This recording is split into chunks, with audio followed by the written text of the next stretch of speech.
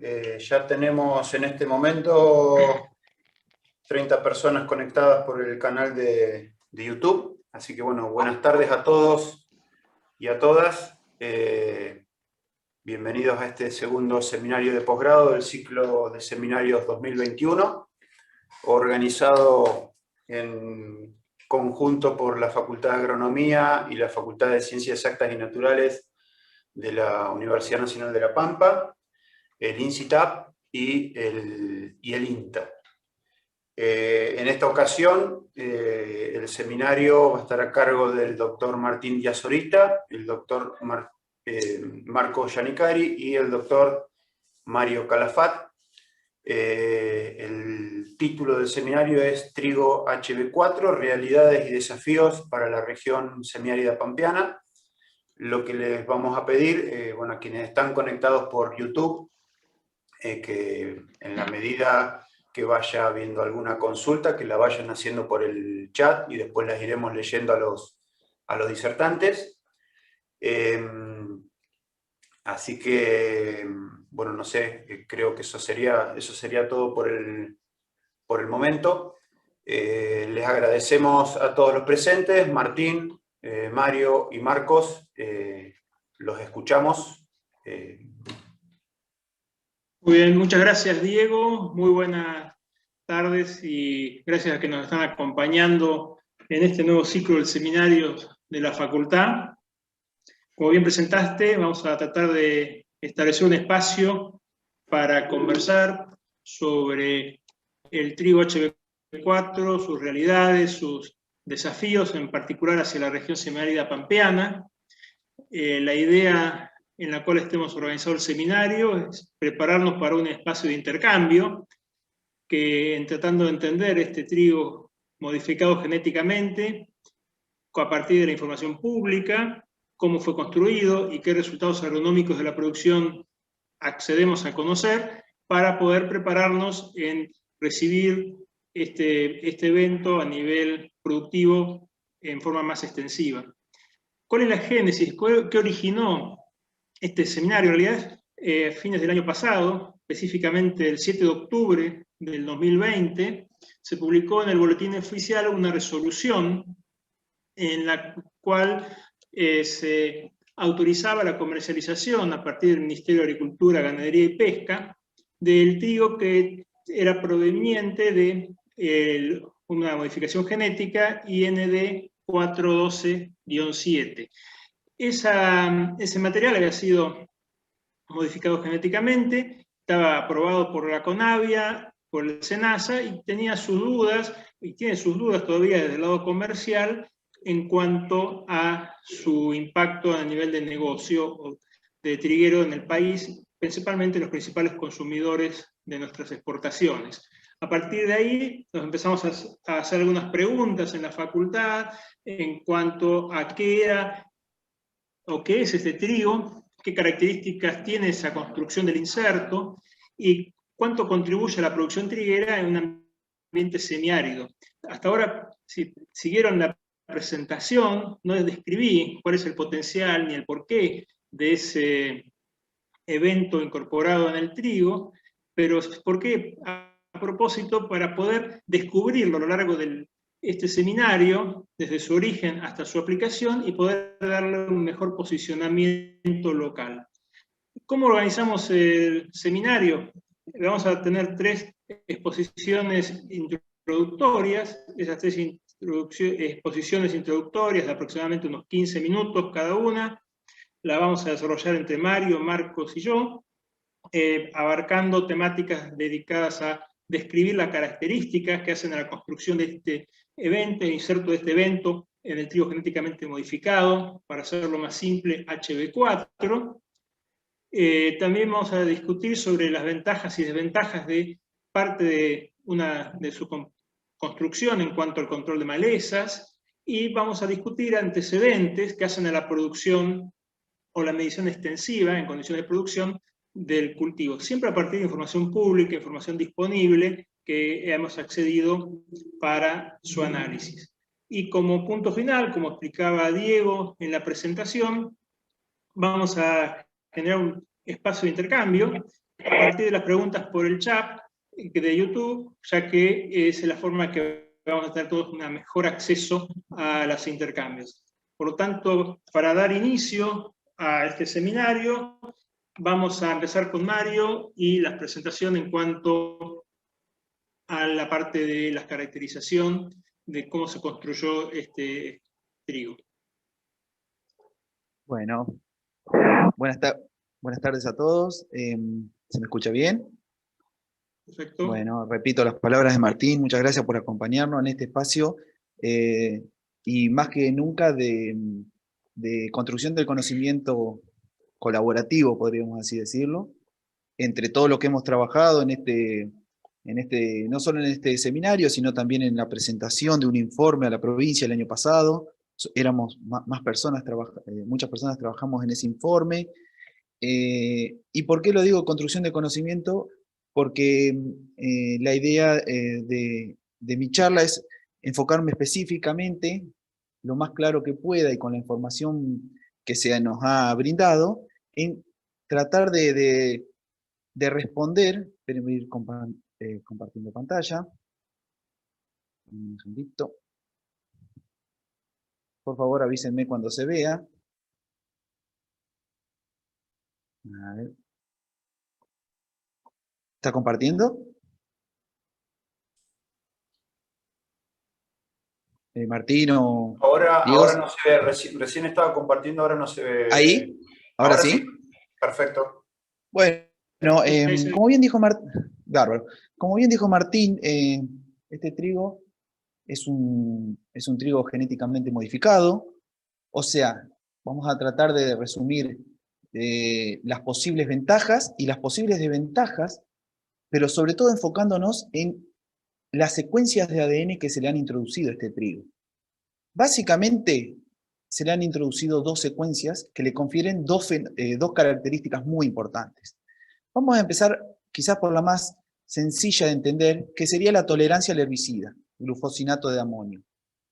¿Por qué más sencilla? Porque enseguida podemos asociarlo a la soja o al maíz RR, cereal tolerante o resistente, en realidad tolerante al glifosato. O sea, ese constructo, ese evento genético, lo tenemos más asimilado, lo conocemos. Entonces, una parte de este trigo, que tiene dos genes nuevos en una secuencia que no existía en el trigo, uno de esos genes le va a conferir tolerancia al herbicida. Como les decía, es muy similar el comportamiento a la idea de insertar un nuevo gen que va a dar una nueva proteína.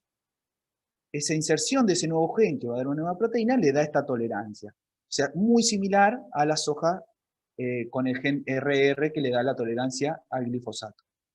Lo novedoso en este trigo, hay otros eventos también que tienen genes de tolerancia a sequía, pero lo novedoso de este trigo, sobre todo del HB4, es que se le suma un nuevo gen, el HB4, que le va a dar tolerancia a la sequía debido a la expresión de este factor de transcripción. Entonces, como vamos introduciendo nuevos términos, quizás un poco diferente al clásico un gen, una enzima, como el RR o el herbicida o el glufosinato, vamos a ver muy brevemente qué significa que este nuevo gen, el HB4, es un factor de transcripción. Tiene un comportamiento, tiene una dinámica diferente a lo que más o menos conocemos en Argentina.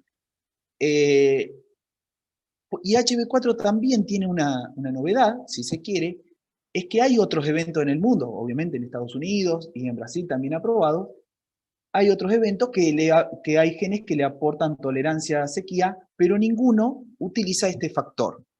Este factor fue descubierto y caracterizado por el grupo de Litoral, liderado por la Universidad del Litoral, liderado por Raquel Chan hace unos cuantos años, en girasol. Y descubrieron que este factor de transcripción se incrementaba, o sea, aumentaba su presencia en el girasol cuando había condiciones de estrés hídrico o de estrés salino. O sea, que veían una respuesta del girasol a ese estrés aumentando este factor de transcripción, entre otros. pero este era uno nuevo. Eso significaba que se podía trabajar con una nueva proteína que no estaba patentada, que no estaba secuenciada, para ver cómo se comportaba ese factor de transcripción en otros cultivos.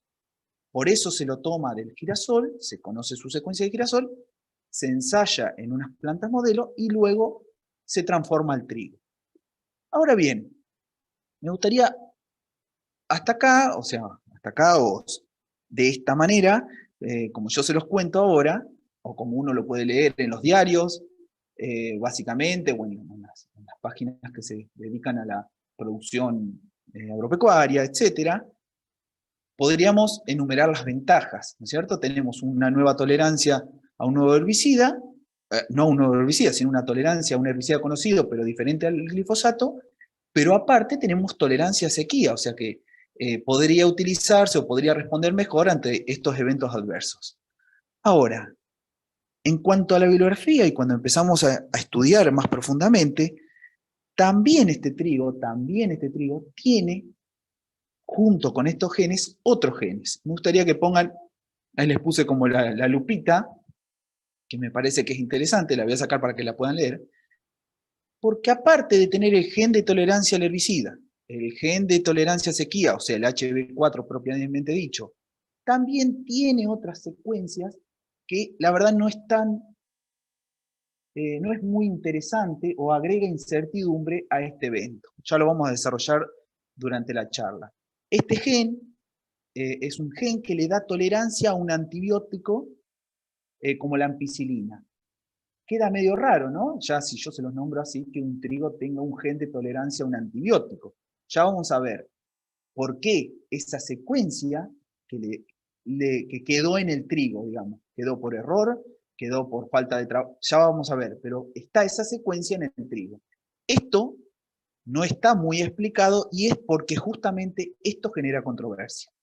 Vamos a plantear dos controversias que ha generado esto. Una, calculo que muchos lo han leído, sobre todo los que están en el área, que hubo una nota de más de 1000 científicos que advierten que es riesgoso para la salud y el ambiente. Vamos a mirar un poquito esa nota. Hay algunas de las razones que esgrimen para mi forma de ver, o sea, para mi análisis, están bien fundamentadas y otras están poco argumentadas, pero generó una controversia a nivel científico y también, como les adelantó Martín, generó un rechazo inicial. Ahora veremos, Martín y Marco nos contarán en qué situación se encuentra hoy, pero inicialmente generó un rechazo en la industria molinera de Brasil, o sea, no utilizar este trigo transgénico. Ya lo vamos a desarrollar. Como les decía, este factor de transcripción, ¿qué significa? ¿Qué podemos decir cómo va a actuar en la planta? Ante un estrés abiótico, acá hay varios ejemplos, podemos tener sequía, salinidad, temperatura extrema. El girasol respondía produciendo un factor de transcripción, entre otros, AHB4. Cuando aumentaba este factor de transcripción, o sea, se estudiaba cómo aumentaba, se asociaba a una tolerancia a esa sequía. Entonces, de ahí tomaron la secuencia, se clonó esta secuencia del HB4 y se lo probó en un modelo de planta, en Arabidopsis, para luego introducirlo en el trigo. Ahora bien, ¿por qué es diferente el factor de transcripción al gen que ya conocemos del RR, por ejemplo, que es un gen, una enzima? Voy a tratar hice una pequeñísima animación para ver si lo podemos entender entre todos. Obviamente cuando uno hace una animación hay cosas que no están, se pueden disculpar, pero es para tratar de llegar a una mejor comprensión, una simplificación. Cuando hay en la planta de girasol, cuando hay una señal de estrés, por ejemplo hídrica, aumenta la transcripción del factor HB4, que acá nos aparece en ese disco rojo. Cuando está esta señal de estrés, aparece. ¿Pero qué hace este factor? Esta proteína en sí, per se, no va a dar tolerancia a sequía. Lo que va a hacer es una llave para activar otros genes que sí le van a dar esa característica de tolerancia. O sea que es una llave que prende Acá pueden ver cómo interacciona esta proteína roja en el disco rojo con el ADN, ya sea del girasol o del trigo modificado, que le va a permitir activar la transcripción de otros genes. Es un inductor de otros genes.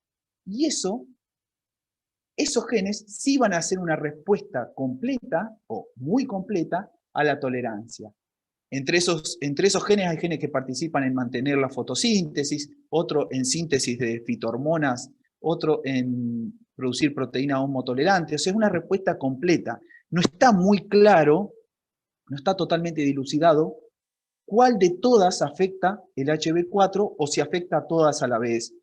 Eso está en proceso, hay muchos trabajos sobre qué genes afecta. Lo que sí está comprobado es que cuando hay una expresión alta de HB4, hay una menor senescencia o una menor producción de etileno que induciría senescencia en las hojas. Entonces, cuando hay HB4, frenaría, una de las vías que se estudió, frenaría esa senescencia y aumentaría la actividad fotosintética. No está muy todo demostrado las vías, pero esas serían lo que activa el factor. Ahora bien, esto pasa en el girasol. Entonces, ¿qué hicieron? Tomaron la secuencia del HB4 y transformaron al trigo, que es nuestro cultivo de interés en este caso, o sea, el cultivo que estamos hoy trabajando. También hay soja HB4. Ahora vienen algunos de los pequeños detalles que no fue tan fácil conseguir la información, pero que espero que se las pueda transmitir de la mejor manera. ¿Cómo se introdujo este ADN nuevo a los cromosomas, o sea, al ADN del trigo? El sistema que se utilizó es de biobalística.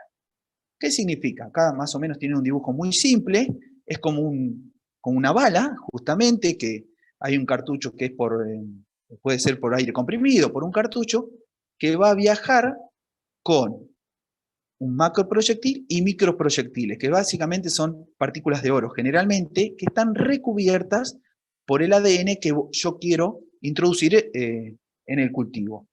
Y le apuntan a unas células que van a ser blanco, en este caso embriones de trigo. Una vez que se dispara el proyectil, vuela las microproyectiles recubiertos del ADN hacia el tejido blanco. Esta técnica, después hay que seleccionar cuál de esos embriones tienen el gen que nosotros queremos y cuáles no. Yo creo que acá hay una parte de las controversias que generó el trigo en otros países, ahora lo vamos a ver al final, pero sobre todo Uruguay, cuando hizo el análisis de este constructo, tuvo sus objeciones. Ahora vamos a cerrar con eso. Entonces, esta técnica biobalística, ¿qué hace? Llevo genes a el tejido blanco, en este caso embriones de trigo, y por supuesto después tengo que ir hacia la planta, ¿no? Con estos embriones modificados. ¿Qué genes introduce? Bueno, obviamente, va a usar un plásmido, que en realidad es una secuencia genética, que va a tener a nuestro gen de interés, el HB4, el que le da factor de tolerancia, que es un factor de transcripción tolerante a sequía. El gen BAR, que es el que le va a dar la tolerancia al herbicida. Pero estos plásmidos, como les indiqué al principio, y ahora lo vuelvo a retomar, también tienen una secuencia que le dan resistencia a ampicilina en los dos plásmidos, tanto el BAR como el HB4. Ustedes me podrán decir, pero ¿para qué queremos un trigo que sea tolerante a un antibiótico? En realidad, ese gen de tolerancia al antibiótico fue utilizado antes cuando se multiplicó el plásmido. ¿Qué quiero decir? Yo para llenar un microproyectil de ADN tengo que generar mucho plásmido, mucha cantidad de ADN. Eso previamente se hace en bacterias. Para seleccionar esas bacterias se utilizan como marcador de selección la ampicilina. Entonces, la secuencia sería, primero produzco el plásmido en bacterias. Esas bacterias tienen que generar resistencia a ampicilina, que es el método de selección. Una vez que tengo mucho plásmido, lo pongo en los microproyectiles y transformo mi cultivo de interés, que en este caso es el trigo. Ahora bien, esto lleva a que el trigo, aparte de los genes de interés, tenga el gen de tolerancia o de resistencia a ampicilina. Y esta es una de las, quiero que se queden con esta imagen primero, de estos dos plámidos. ¿Por qué? Porque estamos produciendo, o estaríamos produciendo, un trigo que no está comprobado. Obviamente los investigadores han hecho todos los ensayos y no encontraron la expresión del gen de tolerancia al antibiótico, pero no podemos descartarlo que en algún contexto se exprese. Esto del gen de tolerancia al antibiótico generó muchas controversias. Yo les voy a mostrar solo algunas para que después las discutamos. Tampoco estoy del todo seguro que sea una controversia o sea una incertidumbre per se, pero es una linda discusión que les planteamos. ¿Cuáles fueron las críticas? Las críticas fueron, los científicos,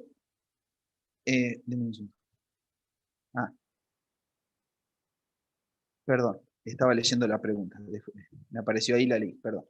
Después seguimos con las preguntas. Entonces, los científicos, esto se publicó el año pasado, a fin de 2019 o principios del 20, no recuerdo bien, esta carta de más de 1000 científicos contra el trigo, se basan, o su fundamento es que si es tolerante a glufosinato, va a haber trigo con residuos de glufosinato, como hay soja con residuos de glifosato. Esa es una de las ¿cómo se dice? Controversias que genera. Ni siquiera se conocía, creo, en ese momento, o no se había elaborado la idea de que también tenía un gen de tolerancia a un antibiótico. Esa es una de las críticas que le hace el sector científico argentino a este trigo. Pero se le suma, a ver si me pasa, se me trabó el PowerPoint. Denme un segundo que se trabó el PowerPoint. Perdón.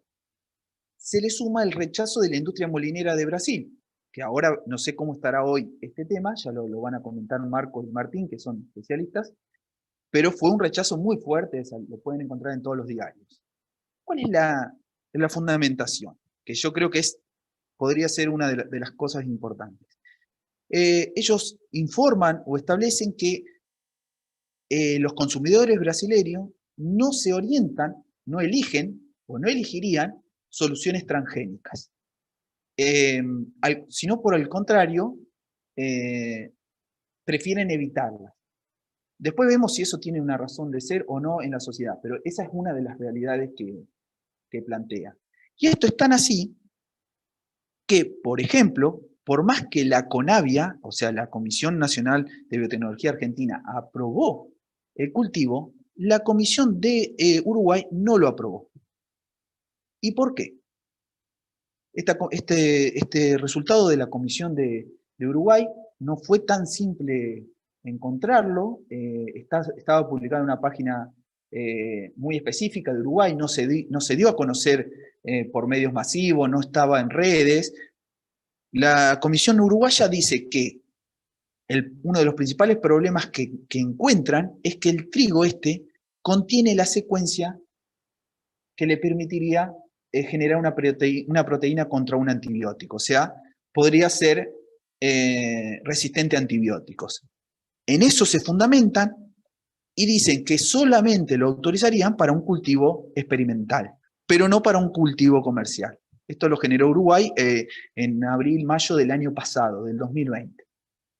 Por lo tanto, y cierro mi participación, ¿qué concluyo? Yo creo, sí, porque digamos, es mi opinión personal, creo que es un interesantísimo avance de la ciencia argentina, que realmente el gen HB4 participa en la tolerancia a sequía.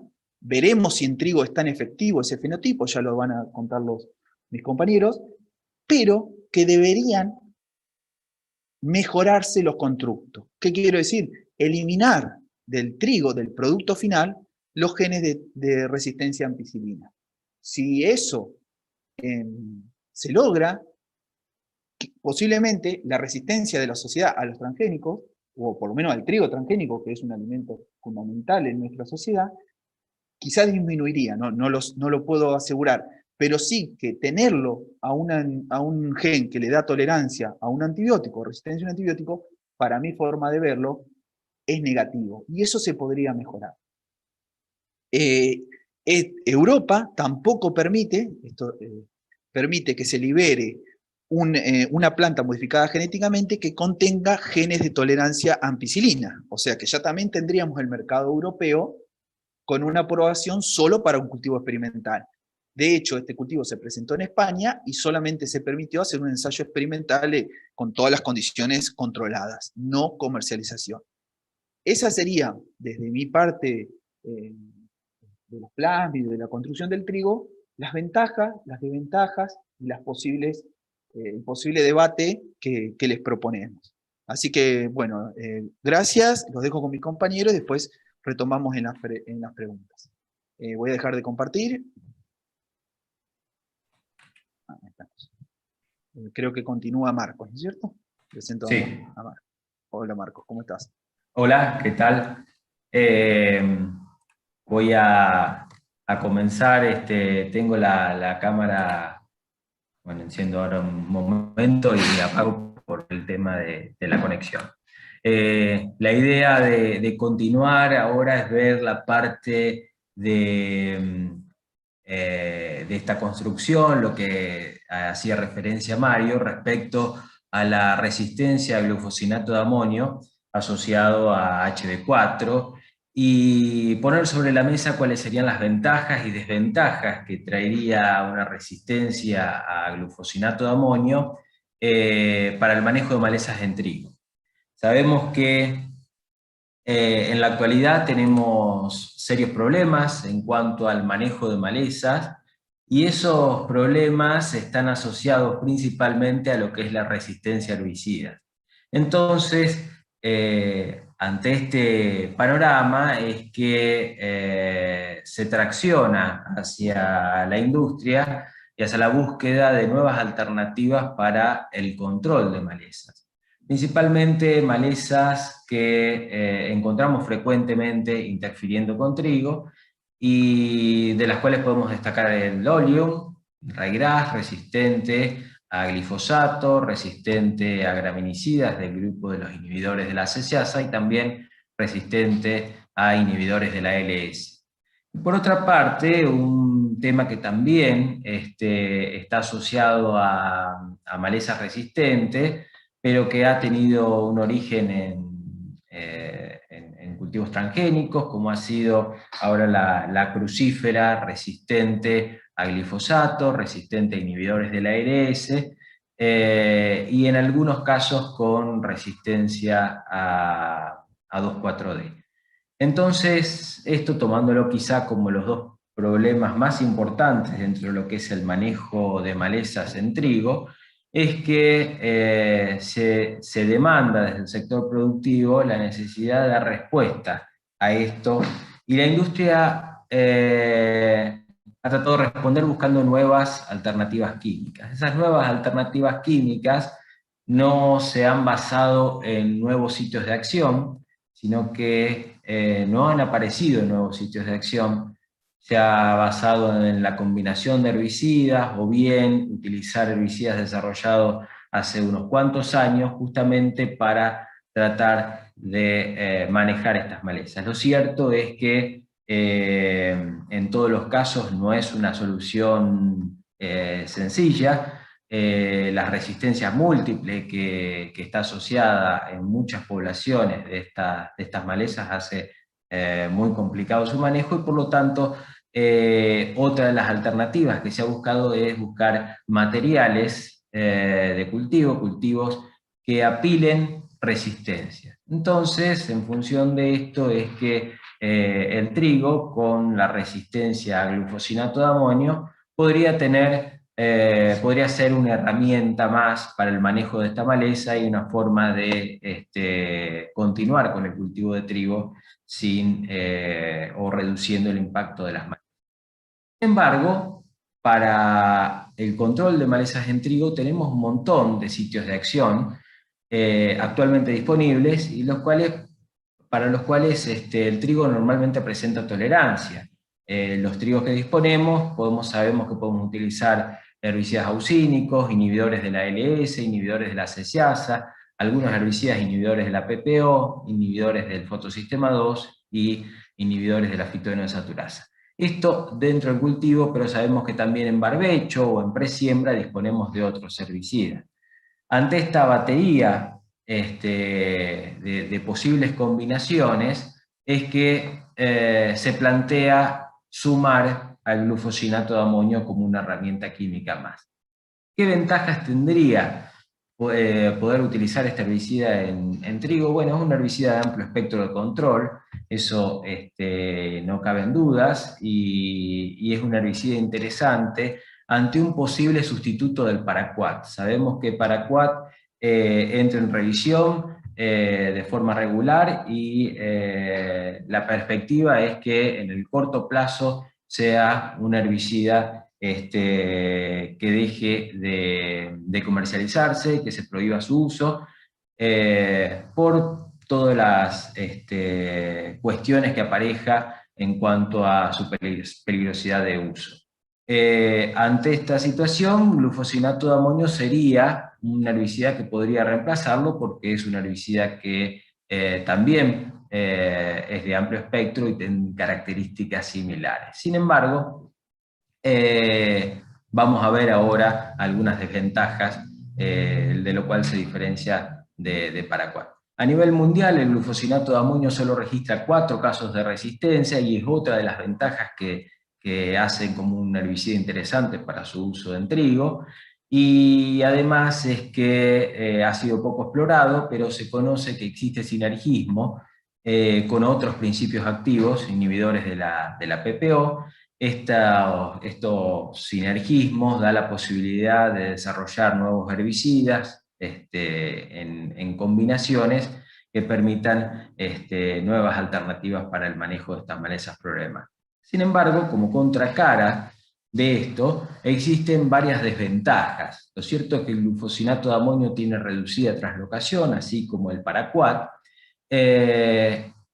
pero esa reducida translocación está asociado a un control más o menos eficiente de algún grupo de malezas, principalmente dicotiledóneas, y esa reducida translocación hace que el control de las gramíneas no sea del todo eficiente. El paraquat, en similares condiciones, también tiene reducida translocación, sin embargo, controla en un nivel más o menos similar tanto dicotiledóneas como monocotiledóneas. En este caso, las gramíneas son menos sensibles al glufosinato de amonio, porque justamente esa reducida translocación es una barrera para fricción en gramíneas.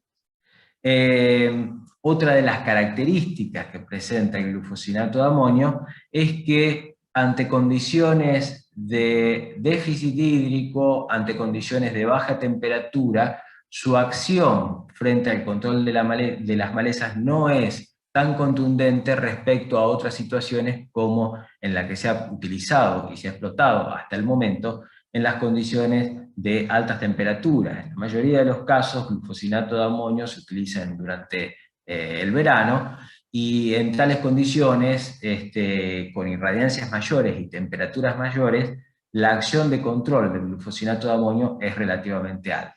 Sin embargo, en invierno hemos comprobado que la acción de control es baja. Por lo tanto, en un cultivo de invierno como el trigo, es una limitante bastante importante. Y esto lo que les muestro es simplemente una foto de un experimento que realizamos, donde aplicamos el doble de la dosis recomendada para controlar trigo, y este era trigo que no tiene HB4, ni es un trigo comercial, justamente para evaluar variabilidad en cuanto a la sensibilidad al glufosinato de amonio. Lo aplicamos, estaba iniciando el macollaje y creíamos que lo podíamos controlar fácilmente, y a los 20 días nos encontramos que el trigo restableció su crecimiento y se reincorporó. ¿Por qué? Porque estábamos en una situación de baja irradiancia, estábamos en pleno invierno, bajas temperaturas, y allí la actividad del glufosinato de amonio es limitada. Por lo tanto, como herramienta para el manejo de malezas, así per se, todavía genera muchas dudas. El aporte quizá que pueda asociarse como tal para el manejo de raigras resistente a múltiples herbicidas, o incluso de crucíferas, lo deja en ciertas dudas. Necesariamente tiene que tener un desarrollo detrás, explotar la combinación de herbicidas o alguna otra práctica que permita expandir su uso en este cultivo. Por lo pronto, son varias dudas. Dejo planteado el tema y le doy lugar a Martín.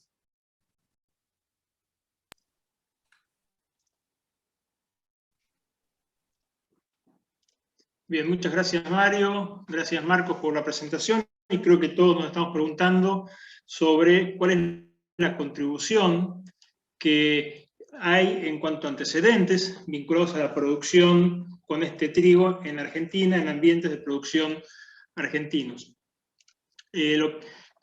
Para lo cual nosotros trabajamos en base a la información pública, que vemos resumida en este trabajo de la doctora González y su equipo, publicado recientemente, donde resume los efectos del gen HA-HB4 sobre determinantes fisiológicos y componentes numéricos del rendimiento de trigo y de soja en condiciones de estrés hídrico. Y lo que muestra acá es principalmente distintos cambios que se han ido observando en cultivos de soja o en cultivos de trigo en cuanto a la eficiencia de uso del agua, la eficiencia de la intercepción de la radiación, la producción de biomasa, la formación del rendimiento y la formación de los componentes numéricos, número y peso individual de los granos. En los asteriscos amarillos es donde se destacan en esta revisión cambios observados en cultivos de trigo, es decir, hay evidencias sobre cambios en la eficiencia del uso del agua, que repercuten en cambios en la producción de biomasa, y principalmente cambios en lo que son las espiguillas fértiles, que definen el número de granos como componente numérico del rendimiento. Eso es a nivel de resumen esquemático de los resultados publicados en dos artículos recientes, en el año 2019 en el Journal of Experimental Botany y en el 2020 en el Frontiers in Plant Science, donde se resumen y están disponibles y públicos los resultados que soportan la experimentación a campo que les voy a compartir.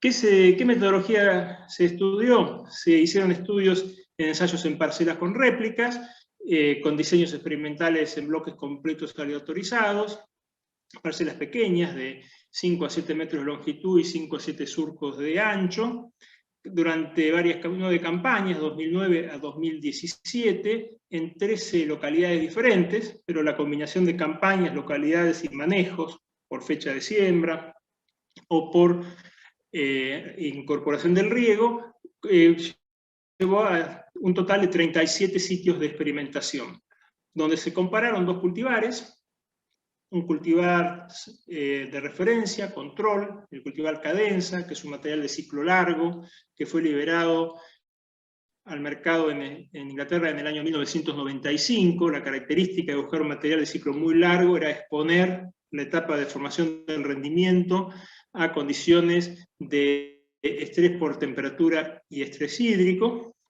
y la línea del cultivar Cadenza con la incorporación del gen, que vamos a llamar genéticamente modificado o HB4. Además, estos estudios se desarrollaron modificando la fecha de siembra del tradicional de este material a por lo menos 10 días después de la fecha recomendada, a partir del 10 de junio, dependiendo de la localidad, tal que la exposición durante la etapa de formación del número de granos o definición del número de granos y llenado y formación del rendimiento estuviera expuesto a mayores frecuencias o probabilidades de deficiencias hídricas y de estrés calórico. Eso llevó que en promedio la fecha de antesis con respecto a la condición normal de siembra, estuviera desplazado casi 19 días con respecto a lo normal, es decir, una gran exposición a una situación de estrés por altas temperaturas y también por condiciones de desbalance hídrico. El manejo del resto del cultivo se hizo de forma con tratamientos químicos recomendados, manteniéndolo libre de malezas, plagas, enfermedades y una adecuada nutrición. Es decir, se trató de aislar el efecto de este gen en condiciones de severo estrés en lo que es la formación del rendimiento, y además, algo muy importante, que es cada vez más frecuente en las publicaciones modernas, los resultados están completamente disponibles, de los cuales nosotros accedimos para compartirles nuestro análisis. Acá vemos la distribución de los 37 estudios en sus 13 localidades, desde el norte en la zona del sur del Chaco hasta el sur de la provincia de Buenos Aires en Villarino, en el este de la provincia de Buenos Aires y llegando a la zona oeste de la provincia de Buenos Aires como límite más al oeste dentro de la región semiárida pampeana. En promedio, el rendimiento en grano de estos dos genotipos en su comparación sobre 37 sitios con localidad, año y manejo, de rendimientos que variaron entre 711 y 10.200 kilos de rendimiento en grano por hectárea del trigo, en promedio se observó una diferencia de un incremento de 202 kilos a favor del trigo genéticamente modificado, que en valores promedio significa un 6,2% de mejora en rendimiento, con una distribución que no es normal. ¿Por qué? Porque el promedio de respuesta, del porcentaje de respuesta sitio por sitio, es cercano al 11%. Por eso nos está mostrando una situación que hay una anormalidad en la distribución de frecuencias de las respuestas que podemos explorar, pero sí saber que podemos explorar respuestas promedios muy altas y cuya mediana es cercana al 4%. O sea, vamos pudiendo algunas informaciones para cuantificar la contribución. Esta contribución es moderada, porque vamos a decir que en promedio o mediana está entre 4 y 6% de contribución, pero es consistente. Consistente está asociado a la significancia, que es una prueba de comparación de sitios apareados, nos da niveles por debajo del 1%, y la consistencia es hacer respuestas significativas con un intervalo de confianza del 5%, que da una brecha todavía de mejora cercana a 70 kilos por encima de la no respuesta. O sea, todo este análisis nos lleva a validar que esta incorporación del gen, aislado exclusivamente desde el punto de vista de la condición de estrés, sobre un material que no cultivamos regularmente, no está adaptado a nuestra región, pero sí que se expuso a una condición de estrés térmico e hídrico, estaría contribuyendo de forma moderada y consistente a la mejora de la producción del trigo.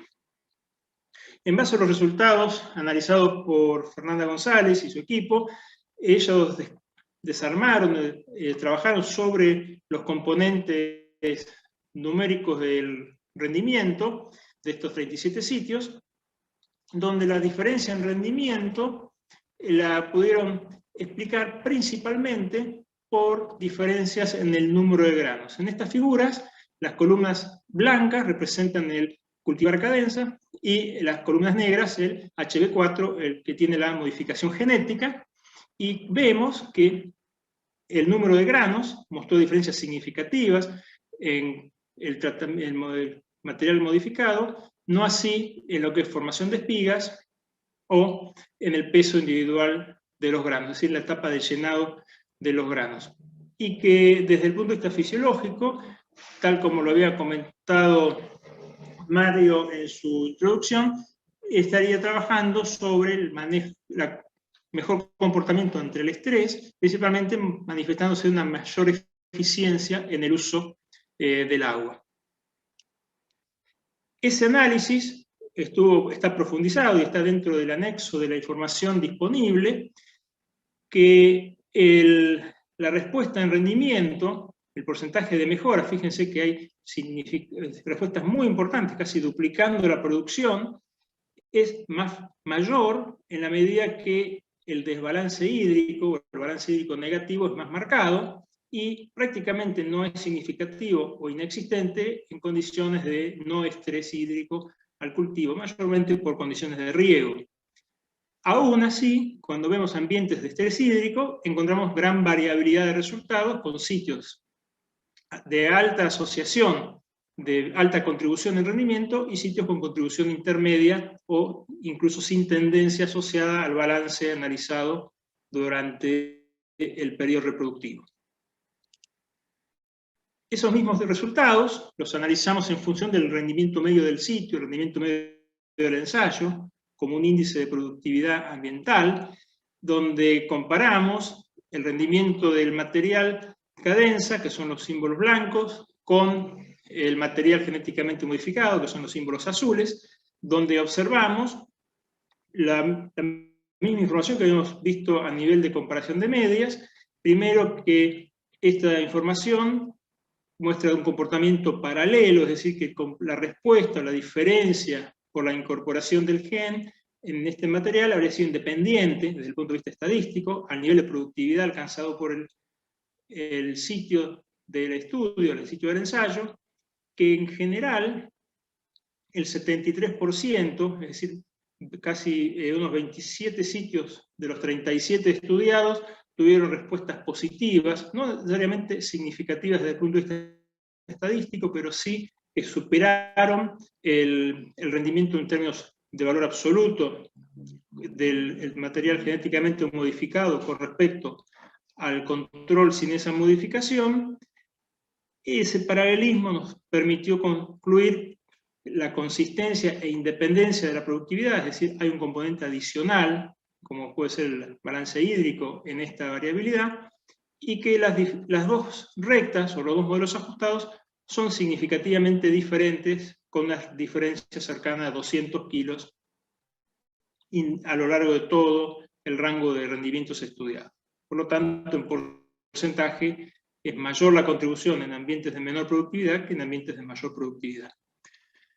La provincia de La Pampa está dentro de la región 5 Sur Triguera. No teníamos acceso ni teníamos estudios desarrollados en la provincia con este desarrollo, pero sí hay una localidad en Villalonga que está dentro de esa región triguera, que desarrolló ensayos desde el año 2009 al 2011 en 3 condiciones de secano y 2 en condiciones de riego, y que aislamos de la base de datos para comparar o analizar el comportamiento de lo que habíamos visto en la población completa.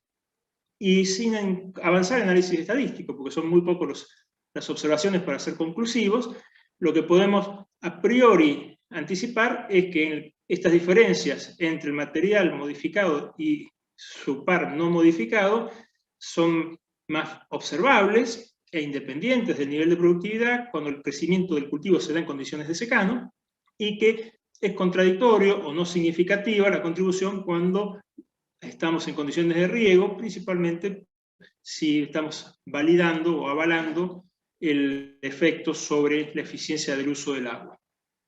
Entonces, a modo de comentario final e integrador, lo que vemos en la contribución a la producción desde el punto de vista agronómico, que estos 37 estudios primero nos muestran y validan que el rendimiento de este material de trigo, que incorpora el gen HA-HB4, es mayor que el genotipo sin modificar, que esa moderada contribución es consistente e independiente de la producción alcanzada.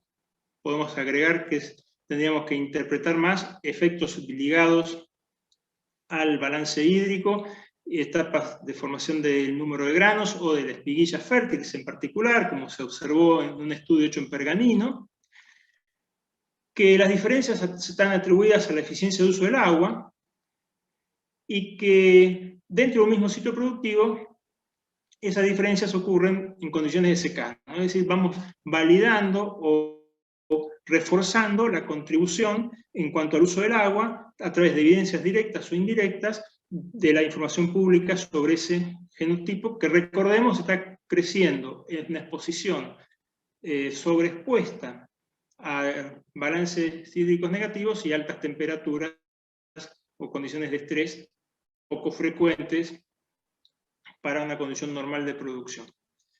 También tenemos que destacar o comentar que no hay información pública con materiales modernos o adaptados a las condiciones actuales de producción. Todo ese material, dijimos, liberado en el año 1995, de ciclo muy largo, en Europa. Aquí se puede usar como modelo experimental, pero no como un modelo productivo, que no encontramos sitios de estudio dentro del ámbito de la región de la provincia de La Pampa, la región semiárida, donde no se incluye el componente de riego, donde hay una interacción con el balance hídrico y la duración del estrés hídrico invernal e inicio primaveral, y ambientes con profundidades de suelo variables. Y algo que también, para discutir o considerar, independientemente de la parte de la transformación genética, desconocemos cuáles son los impactos que hay o su interacción con atributos de calidad panadera, que en el fin es el propósito del cultivo en la región para un consumo humano directo y de exportación. Retomando los comentarios de Mario en cuanto a los avances de su comercialización, todavía es un material que no está liberado para su comercialización. Sí sabemos que hay multiplicación, sí sabemos que se han evaluado con materiales ya modernos, todavía en etapas de desarrollo, y que restan las aprobaciones del mercado en el exterior para poder trabajar como un material más dentro de la paleta de genotipos de trigo productivos, sabiendo que la incorporación de un material genético que va a consumo directo requiere cuidados y atenciones diferentes que un material convencional, que eso va a requerir trazabilidad, evitar mezclas entre partidas y un cuidado mayúsculo en cuanto a la comercialización y las mezclas con materiales convencionales, porque a menos que haya una aprobación en todos los mercados del mundo, eso va a generar diferencias en cuanto a la aceptación, y el antecedente de Uruguay es uno, en cuanto a la aceptación de estos materiales para consumo directo. Sí que es un avance en entender una herramienta más de mejoramiento, y que a través de una experimentación profunda, extensa, y en algunos casos limitada, pero que nos está mostrando la contribución del mejoramiento genético para superar algunas barreras más que hacen a la producción del cultivo. Con eso, creo que estamos dentro de los tiempos que hemos combinado, Diego, y preparados para los intercambios.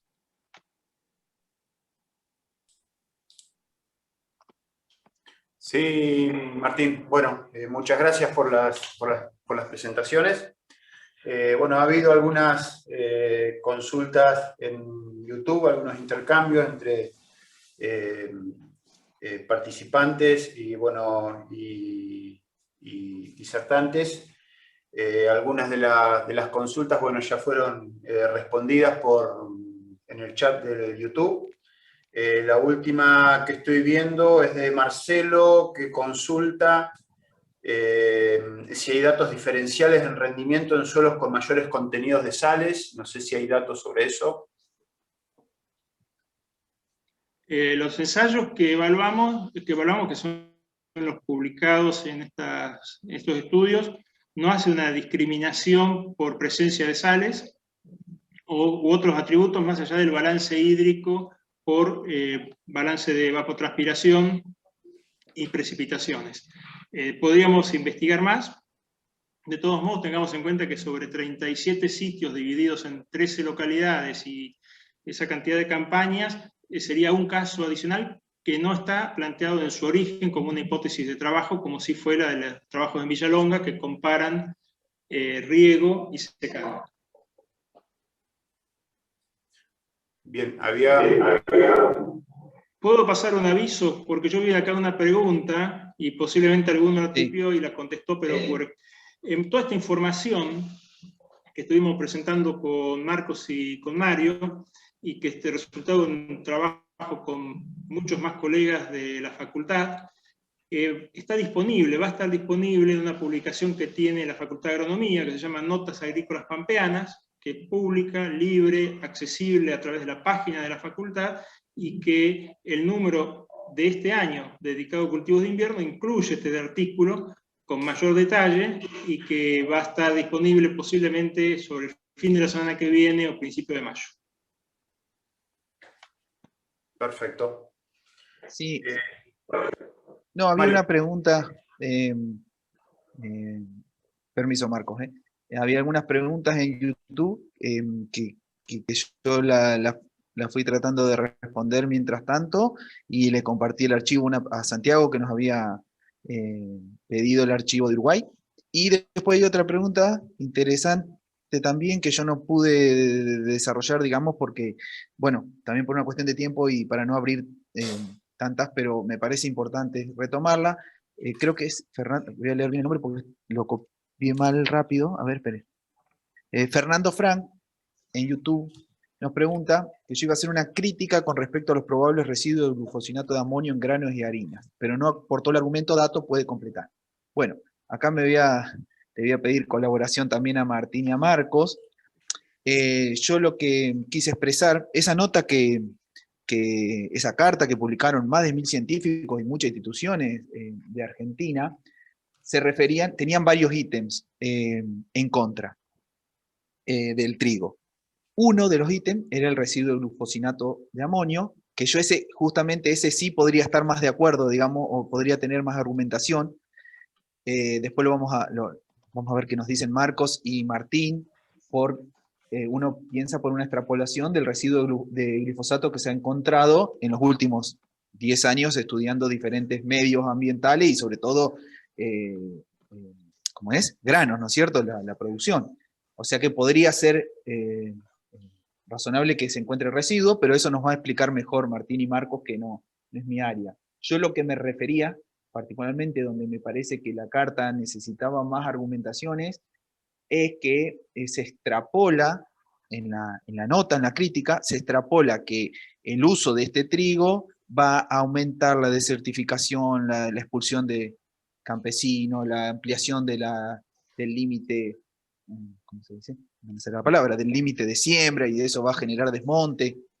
Bueno, la barrera agrícola, la frontera claro, agrícola. A la frontera agrícola, gracias Martín. Yo pienso particularmente que quizás enfocar las críticas más acotadas, más puntuales, da más herramientas a la sociedad para la sociedad y a todos, ¿no? Para poder, o sea, si yo hago una crítica muy amplia, muy generalizada, es como que me falta el argumento de por qué digo eso. Eso es lo que intentamos nosotros ahora con este trabajo, en puntualizar lo que vemos, en el caso nuestro del constructo, lo que vemos que generaría controversia.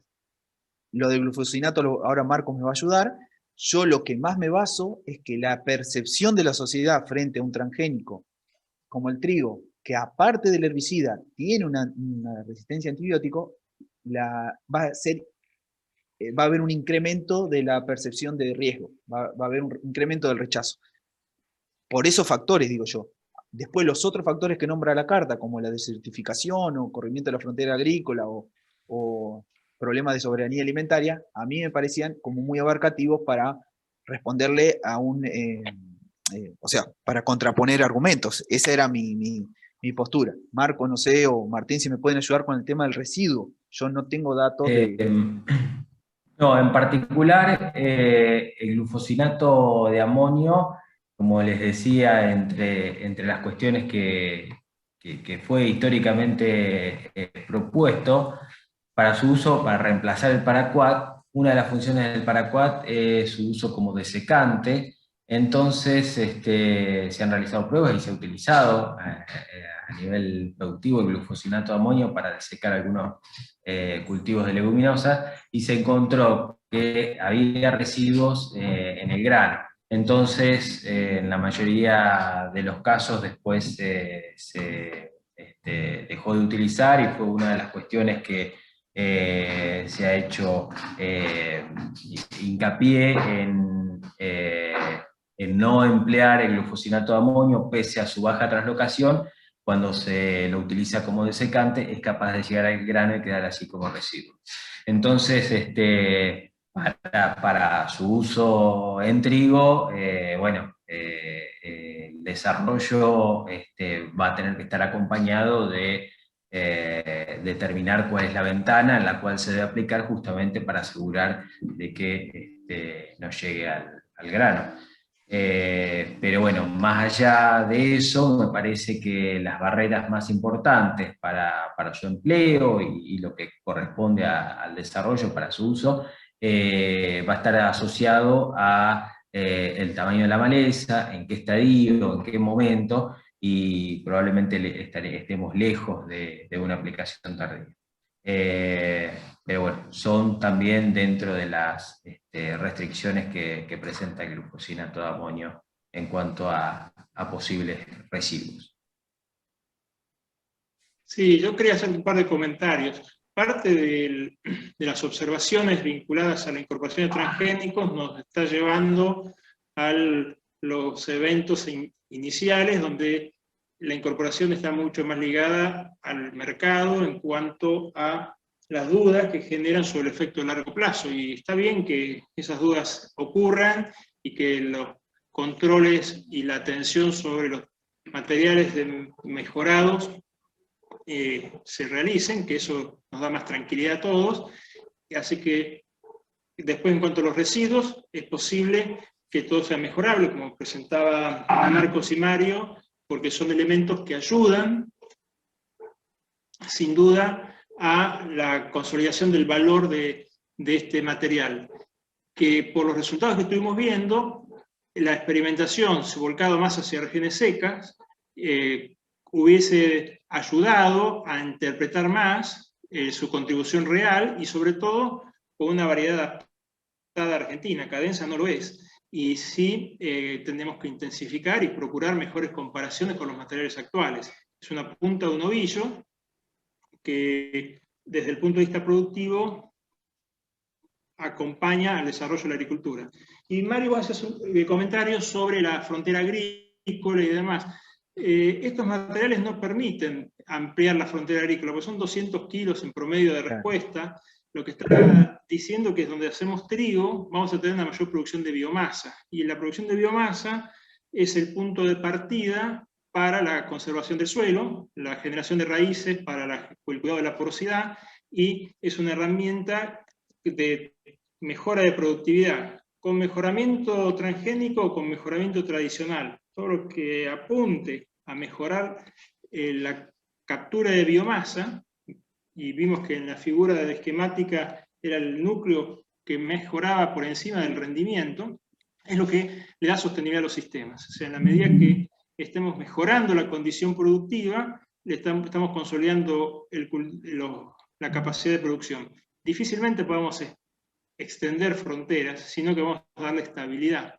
Y darle estabilidad hoy es algo mucho más importante en ambientes semiáridos y con pronósticos de cambio climático, y entonces entender cómo podemos mejorar desde el mejoramiento tradicional o transgénico. La estabilidad productiva es sin duda un gran paso para darle valor a las regiones semiáridas.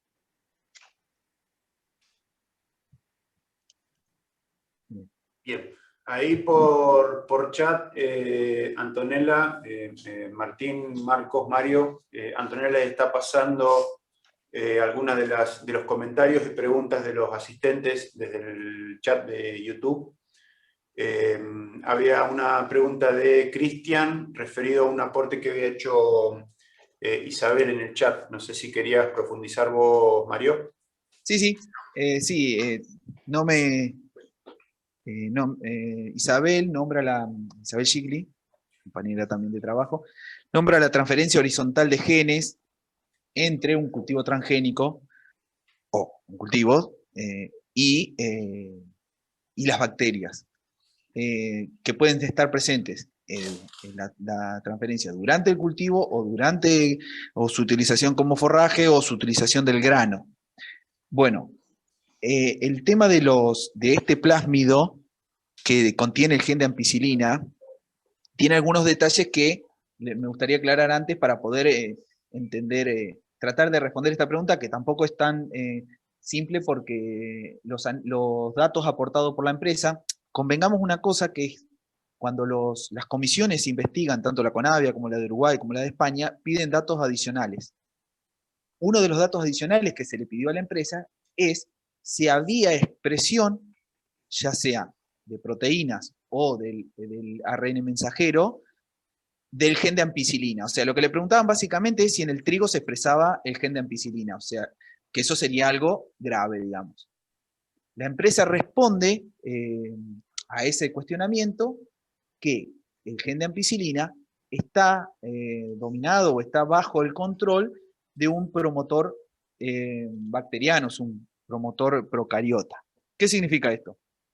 Que en principio, el trigo no podría activar la expresión del gen de ampicilina. Por ende, no se encontró ni la proteína ni el ARN mensajero en el trigo.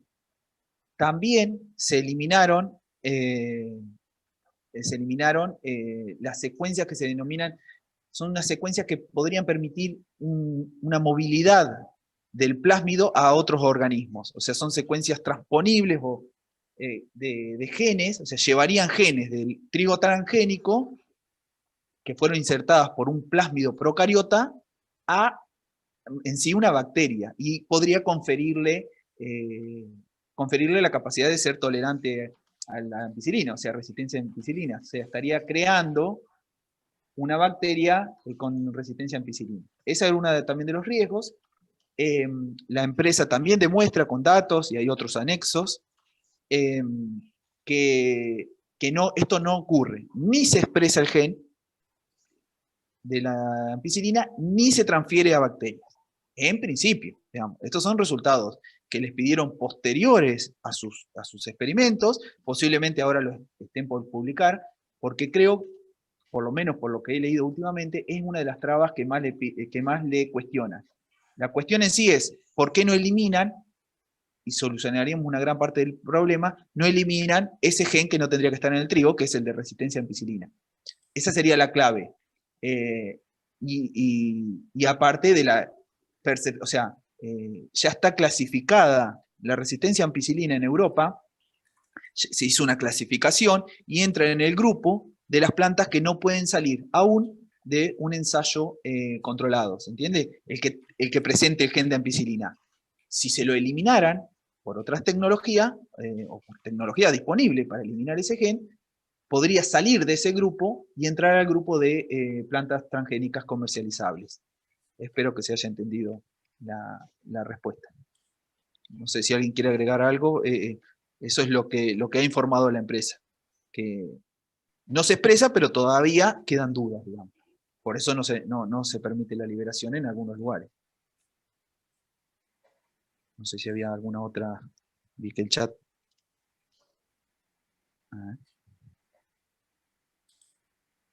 Sí, había una consulta de Santiago que hacía referencia, pedimos una aclaración porque preguntaba el riesgo de convivencia aún puede ser mayor con las recientes investigaciones sobre edición genética y la modificación de normativa en Argentina. Por ahí no nos quedaba muy en claro a qué se refería Santiago.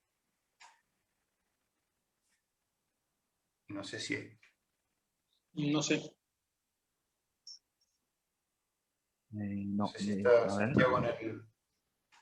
Estamos mirando ahí, pero no lo ha contestado todavía. Sí, no, todavía no. ¿Riesgo de convivencia? Bueno, pero podemos esperar a ver si nos aclara, porque yo no sé exactamente a qué se refiere. No sé si estamos mirando el chat a ver si hay alguna otra. Acá está escribiendo. Sí.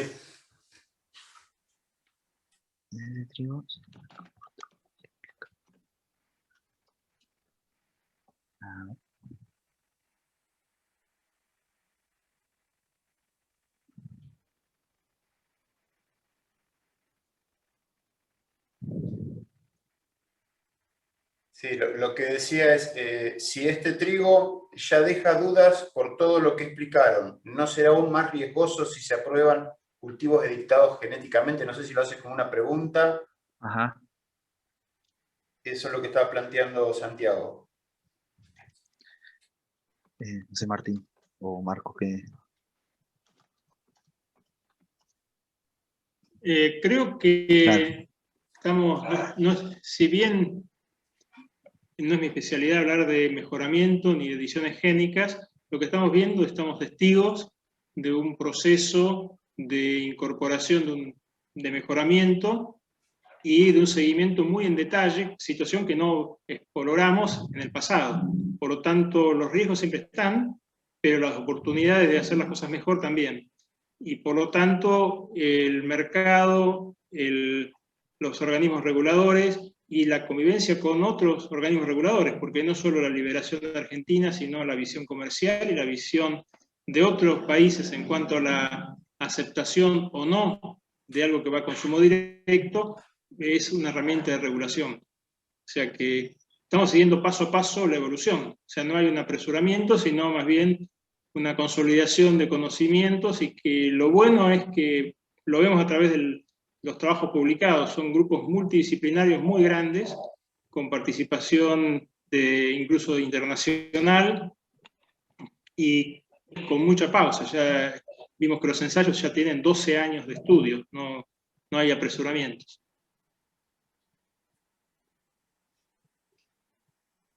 Bien. Bueno, por el momento no hay ninguna otra pregunta. No sé si alguien desde el chat tiene alguna otra consulta. Dice acá Fernando, menciona que hay otras críticas que se manifestaron en Diario La Nación de empresas argentinas que se oponen por el riesgo comercial que implicaría la contaminación genética de trigos no transgénicos. Es lo que mencionábamos al final de la exposición. O sea, lo que vemos es, desde el punto de vista agronómico y desde la formación del rendimiento, si lo vemos al revés, la incorporación de estos genes nos estarían diciendo, parece que el trigo está expuesto, al menos, dependiendo del balance hídrico, a pérdidas de producción ligadas entre un 4, 6, 11%, para hacer un número relativo, y que esta herramienta acompañaría en esa magnitud. Pero, como el mercado todavía no lo admite, la contaminación es la variable a atender. O sea, sabemos que todos los desarrollos que están haciendo ahora son regulados, hay un control muy estricto para la no liberación fuera de los sitios de experimentación, como se hizo con todos los eventos regulados hasta el momento. Cualquier desliz o cualquier contaminación, voluntaria o involuntaria, puede traer consecuencias muy grandes sobre uno de los cultivos que son emblemáticos y claves en el mercado de la exportación de Argentina. Así que sí, puede traer problemas, seguro, y por eso hay tantas discusiones y tanta pausa en cuanto a los movimientos de negocio. Bien. Ahí les dejé un mensaje en el chat sobre una aclaración. A ver. Ajá. Sí, había una pregunta que estaba mirando, perdón, acá en el... Jeremías Brusa nos hace una pregunta en YouTube. Nos dice, bueno, gracias por la charla. La empresa ya está haciendo convenio con productores. Hubiera estado bueno que invitaran a alguien de la empresa para exponer. No sé quién quiere responder. Yo realmente me enteré ayer esta situación por hablar con, bueno, una casualidad, mi hermano ingeniero agrónomo, y justamente me explicaba que le ofrecieron la posibilidad de sembrar en convenio. No lo sabía, o sea, hasta ahora no lo sabía, se ve que es esta campaña o la que viene, no estoy seguro, y Jeremías nos vuelve a aclarar lo mismo. No lo sé, realmente si esos convenios ya están arrancando, no sé, Marcos, Martín, ¿qué conocen ustedes? Exactamente lo que vos comentaste, Mario. Hay convenios entre la empresa, tenemos muy buena comunicación con ellos y hemos hecho intercambio de información para preparar estos documentos y que nos han facilitado, y lo único que nos pidieron es concentrémonos en la información pública. Por eso evitamos hacer un evento de mercado donde no teníamos información de papers o de información pública, para discutir, porque sería llevarnos a un escenario que no es el que estamos buscando, que es el análisis de la información que todos podemos acceder. Sí sabemos que eso ocurre, y ocurre de una forma muy controlada y muy bien regulada. ¿Por qué? Porque hay una preparación del mercado. Tengan en cuenta que para sembrar trigo hay que producir semillas primero, por lo tanto se tiene que destinar superficie de materiales mejorados para que en el momento que esto sí se libera al mercado comercialmente, esté la empresa preparada para proveer de semillas a quienes estén interesados de cultivarlo. Entonces hoy se está trabajando en esa línea, con mucho control, con mucho cuidado, y aplaudo la forma en la que se está haciendo porque es casi muy personalizado esos convenios, con controles rigurosos para evitar lo que comentaba alguno de ustedes en otras preguntas, del riesgo de entorpecer el mercado actual de trigo. Pero eso no fue una decisión, sino que fue un acuerdo cuando elaboramos el documento de concentrarnos exclusivamente en información pública y que ellos nos permitieron acceder. Y tenemos muy buena comunicación, o sea, no es blancos y negros, sino construcciones colectivas. Bueno, en ese sentido, Martín, preguntaban si había información disponible sobre esos convenios. Sí, hay una página web, no la acuerdo de memoria ahora, y por un tema de conectividad estoy solo conectado por acá, en la cual el interesado puede acceder, ingresa sus datos y a partir de ahí se establece un vínculo comercial con contratos muy, muy estrictos para cuidar esa trazabilidad, esa regulación y evitar contaminaciones y salidas del circuito. ¿Cómo se hizo? Si hacemos memoria, cuando empezamos con soja en el año 1992, 93, 94. ¿Sí? Bien. Bueno, ahí hay algunos otros comentarios, pero está compartiendo Antonella.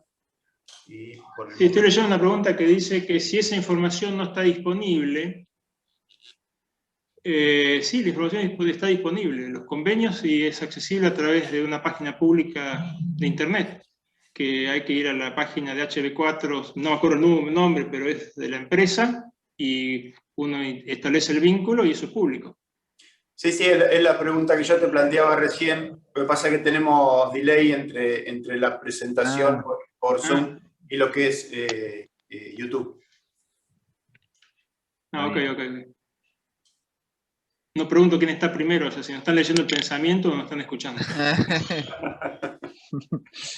Bueno, por el momento no hay más preguntas. No sé si alguien tiene alguna consulta más. Hemos superado los 50 participantes en el canal de YouTube. Se mantuvieron hasta ahora, se han mantenido presentes, lo que habla de lo interesante de la propuesta de ustedes. Así que bueno, si no hay más preguntas, comentarios, desde ya agradecerle a todos los presentes, agradecerle a Martín, a Mario, a Marcos y bueno, a todos los que acompañaron en la organización de